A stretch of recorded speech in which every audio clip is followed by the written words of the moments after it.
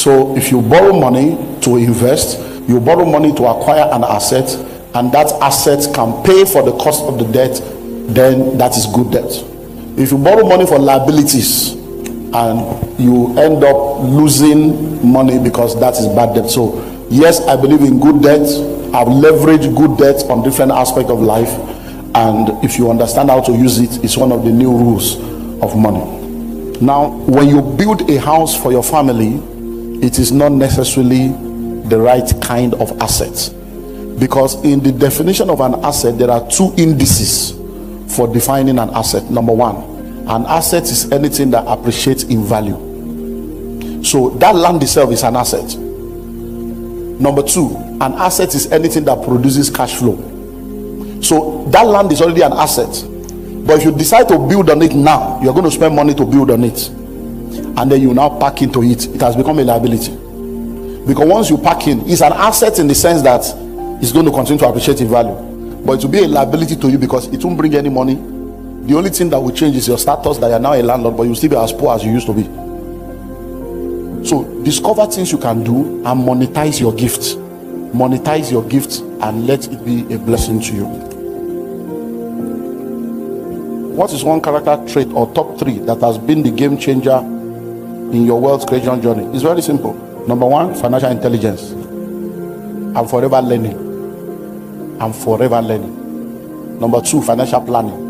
I plan and strategize. And number 3, financial discipline. I'm very disciplined to make sure I practice it and I stick with it.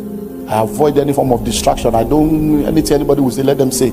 I don't follow fad, I don't follow trend, I just do what I know I should do. Because at the end of the day, nobody will ask you which designer you are wearing when you are a rich man. So those are how poor people's discussion. Hello, I can wear myself. So what is your take on the youth traveling abroad as the only option of making it in life? Well, there's nothing wrong in traveling if it's the plan of God for your life or your desire in life. But when you want to travel, do it the right way and make sure you factor in all the things that are important. I did a series last 2 years ago, October 2022. It's called Before You Join the Japa Bandwagon, part 1 to 5, no, part 1 to 6. I did part 1 to 5, then I did Japa versus Japada, and then I did Japa Love. So it's part 1 to 6. Go to my YouTube channel, you see it there.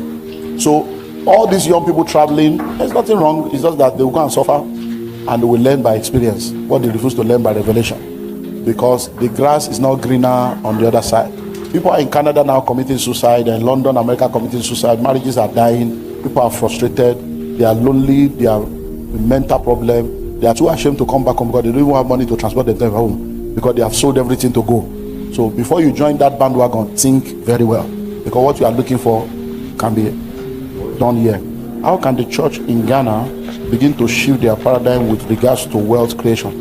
You see, it's not only in Ghana, it's everywhere. The only problem is that Ghana own is more because of this prophetic nonsense that is happening. We have genuine prophet, no doubt. I operate in the prophetic, so I'm not against the prophetic. But many of what people are doing, you are just playing games. You are just unserious people. It's like when you are, it's like children playing in the field. So all this prophetic Monday to Friday, prophetic, no teaching, no maturity, no discipleship. You will do all those things when you get to your 40s and you look back at your life. You discover that for the past 18 years you have just been playing games. So what I will tell you is, if you are called as a pastor, look, when we started out in the 80s, many of you don't know that what the Mensa Otabi that people are saying today, they were doing prophetic and prayer in those days. So you don't know that Mensa Otabi too, they used to prophesy in the 80s and the 90s. God just helped him to quickly notice that this thing. But today now, the guy stayed on teaching, stayed true to his thing. Look at the ministry today. Ajina Sare used to do crusade. In those days, they will be doing miracles, doing rah, rah, rah, in the 80s, in the 90s. When I came in 1992, I came for a meeting with Ajina Sare, with Maurice Aulo that we did here. 1992, I was working for Maurice Aulo. But these guys stayed true to teaching, stayed true to things. They are still alive. But there are people that used to prophesy there. They are nowhere to be found now. Many of them have entered into sorcery. They have entered into all kinds of things. So there is nothing wrong in the prophetic. There's nothing wrong. But that's not the whole gospel. So everybody that wants to do this, so every church should make sure that they focus on the full gospel to build people holistically. And when you build an holistic group of people, it will help them. So if you are a pastor, focus on teaching, and then recognize that you are asking people to bring 10%, but you are not giving the same passion to tell them what to do with the remaining 90%. Give the same passion to teaching wealth creation, because the continent right now needs help, and the deliverance we need now is mental deliverance. So that's what I will advise. Number 3, what can we do as a church to mentor the next generation to liberate the African continent from? Same thing, just have a strategy and stick to it. Is taking a loan to invest right in scripture and in business wise? What's the right interpretation of Deuteronomy 15:6? You shall lend or you shall not borrow. Okay. Now, there's nothing wrong in taking a loan. The same Bible says, borrow empty vessels, not a few. So let me help you with Jesus. Triumphant entry into Jerusalem. The donkey that Jesus used, was it bought, stolen, or borrowed? Borrowed. The Lord's Supper that was done at the upper room chamber, the chamber where they did the Lord's Supper, was it bought, stolen, or borrowed? The boat of Peter that Jesus used to preach, was it bought, stolen, or borrowed? So who do you want to believe? If Jesus borrowed, who are you? You see, many of you are just plain religious. You don't read Bible. You just listen to all these men of God that did. I hope you know that over 80% of men of God did not go to Bible school. You see, the church is very terrible. Somebody will just claim that they heard the voice that nobody heard. Only them heard the voice, and before you know it, they start where 2 or 3 are gathered, and all of you will submit your life to a charlatan. Can you be by doctor lady? Can you be a medical doctor without going to medical school? No. After going to school, you will still go to medical school, and after you go to medical, you still need to be recertified over and over again. Can you be a lawyer without going? But to be a pastor, just say God call you. That's all. Nobody heard, only you. Even your wife didn't hear the call. So we have to be careful. Read the Bible for yourself and stop all this nonsense. Hello, read the Bible for yourself. The Bible says, owe no man nothing but love. So you owe everybody love, because with this all men know that you are my disciple if you have love one for another. So there's nothing wrong in borrowing for business. We have spoken about this for good debts. Because let me ask you a question. If you are given a contract now to build an airport, and the airport is $52 million to build, and they gave you the contract, and they gave you 30% mobilization fee, so they gave you $18 million to go and start, where will you see the money to finish it?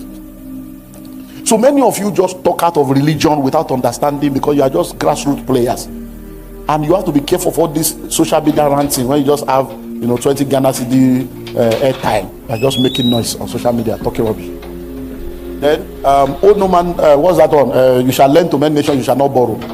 He's telling you the possibility that is available for you as a believer, that you can come into a realm in your life where you have enough that you can begin to lend to people, that you will not be in a position where you need to borrow to survive. He's not talking about good debt where you need to borrow to survive, borrow to eat. But when he says you shall lend to nations, think well, because you see, many of us don't have analytical thinking. That's why people think that we just go to church, we are senseless. The God says you shall lend to nations. How can he say you will lend to people and be against borrowing? The people you are lending to, are they not borrowing from you? So he said go and borrow people, and he's against borrowing. That means he's telling you to do something wrong. Are you not thinking? You just read Bible, you just start all this religious nonsense. Let's move on. Please, what will you consider as a 5 top opportunities that Ghanaians aren't taking good advantage of as far as career people in their late 20s? Please, I don't know it to health sector. Okay, I should relate to health sector. Okay, now please listen and listen well. In the world that we live in today, we have entered into a world of technology. So anything you are doing now, technology must be involved.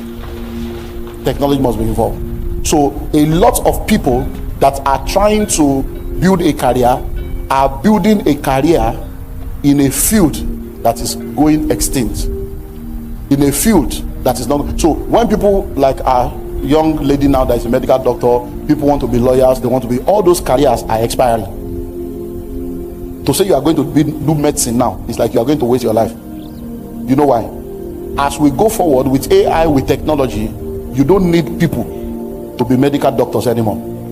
Machines can become medical doctors. Robots can become medical doctors. And they don't go on strike. They don't earn salary. They don't come late to work. They don't have monthly cycle. They don't fight each other.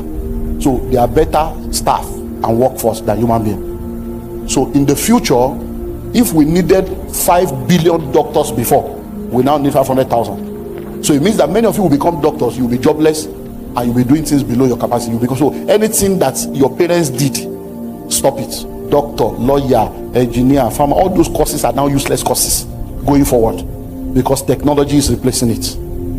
Doesn't mean that there will not be people doing it, but it will be fewer, and it will be more in developing countries. In developed countries, you will discover that those things are not there. Right now, there are machines that can diagnose you, and they will tell you everything about your life from your head, everything. They will print it out like this in less than 30 minutes.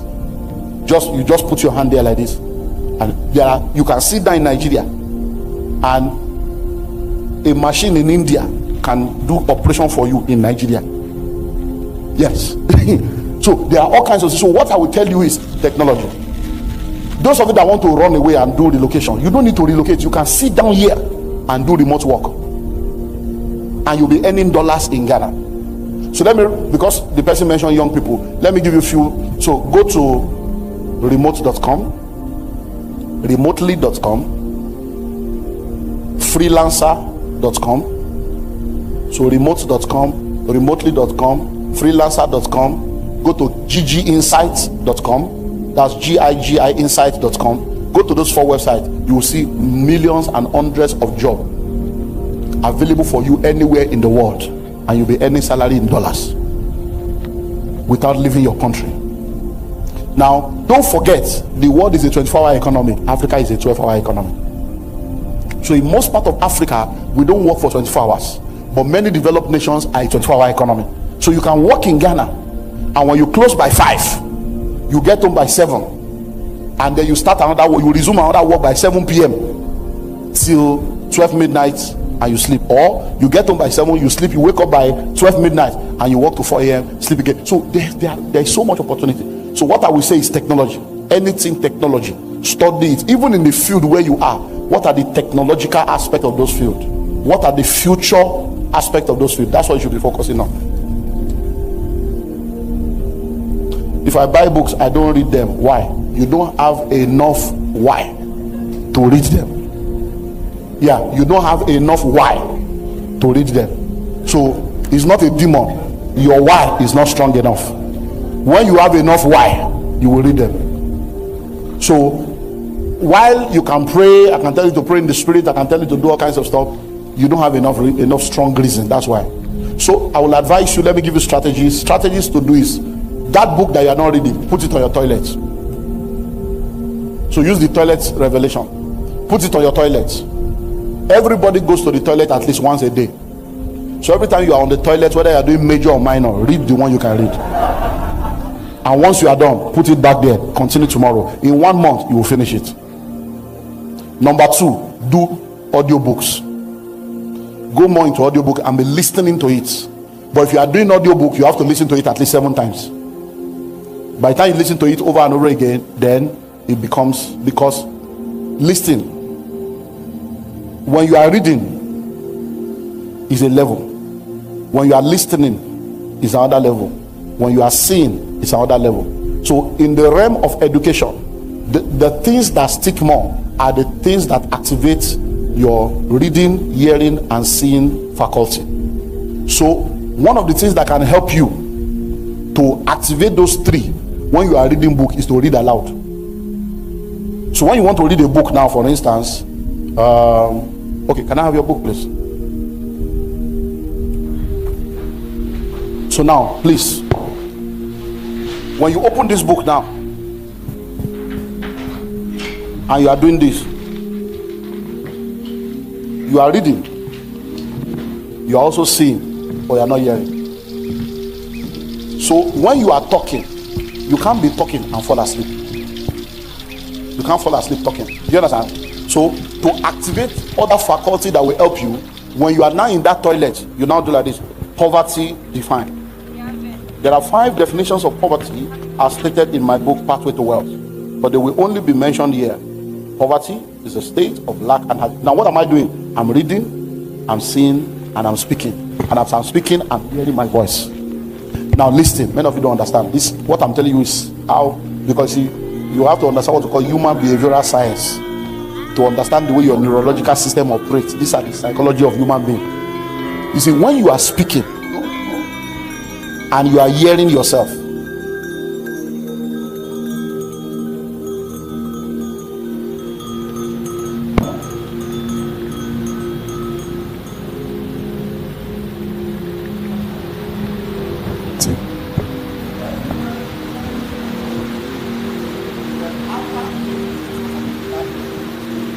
so every time you are reading aloud, the voice you are hearing is not the voice that is speaking. You know, it's a mystery. But by the time you record it and listen, is that my voice? Because what you were hearing is different from what you will now hear when it's recorded. That's to show you that by the time you are reading, it's recorded. And that's why when you are now reading, another thing you can do is to have a pen and begin to mark and underline and take notes. You see, as you add your hand to it, you have entered the fourth dimension, because everything you use your hand to mark is inscribed on your subconscious mind.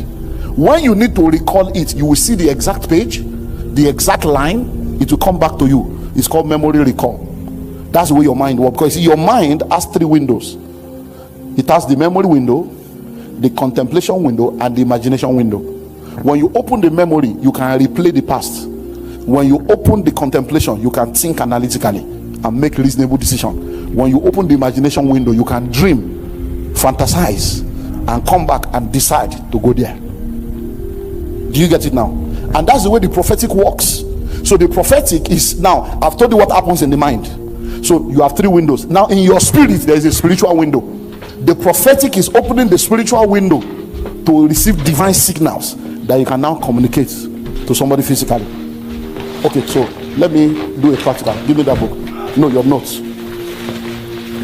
Now I want you to read, stand up and read what you wrote. Just read anything that you wrote. Let me show you how the prophetic works. But now we're looking at it from the spiritual window. So just read out what you wrote. Anything, read it out.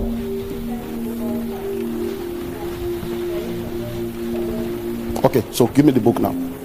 Now,